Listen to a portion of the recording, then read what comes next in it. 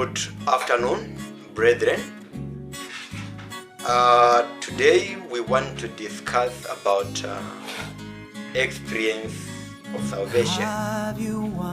Can someone experience salvation?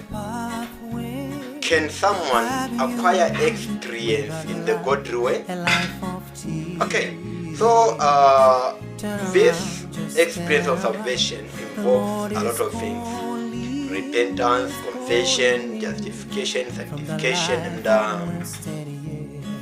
and glorification.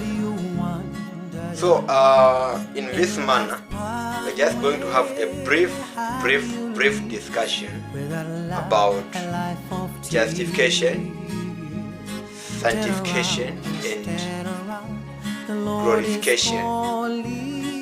Okay, so at this point we are going to start with justification. What does justification mean?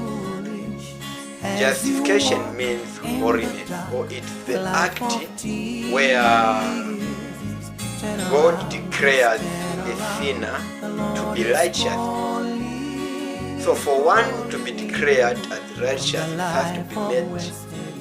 has to be justified. When one is justified, he becomes righteousness, meaning he was a sinner and now his righteousness has been converted from a sinner to righteousness, from the worldly things to the godly things. That's what we call justification. So we can read from the book of Romans 5 verse 16 or Titus 3 verse 5, where we find more about justification. The second one, we are going to look at sanctification. Sanctification. What is sanctification? Sanctification means holiness. Remember, we are from looking at justification, now we are at sanctification. We said justification is righteousness in short, and sanctification is holiness.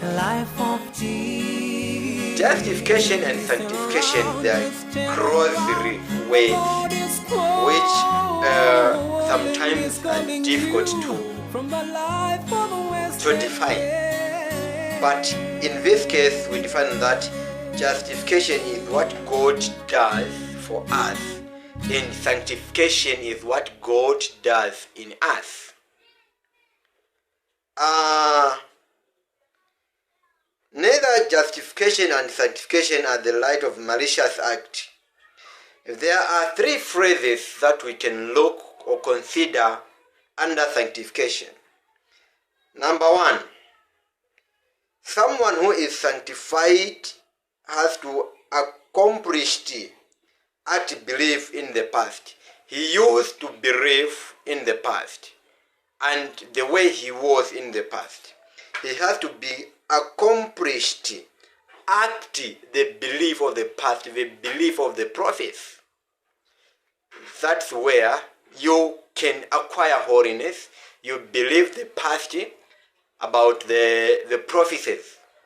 Believe the prophets and the written scriptures which were written in the past. You believe in them. After that, we look at the present belief. You believe in the past, the scriptures, and the current situation. You believe lead to sanctification. And another thing is the final result of the believer's experience. What do a believer experience at the end? Okay, so under sanctification, there are other things that you have to consider. When you are sanctified, made holy, you have to be adopted in the family of God. You have to be a member of the family of God. That's when you can be sanctified. And the second thing it's the assurance of salvation. Assurance of salvation. Under sanctification, after being adopted in the family of Christian, in the family of God, you have an assurance of salvation.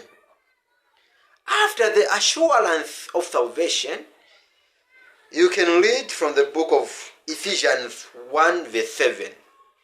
After the assurance of salvation, now you begin the new life.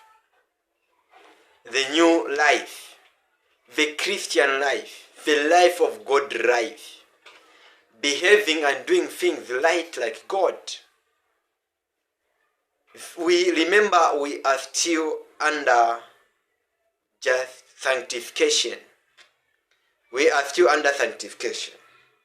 Now, when you begin the new life in God, there is the thing that is being awaited of, which is glorification. You have to be glorified, to be made pure.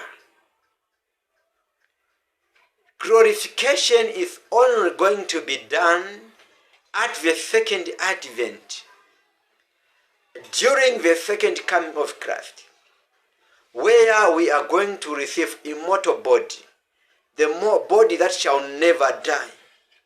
We will go to heaven for 1,000 years with Christ,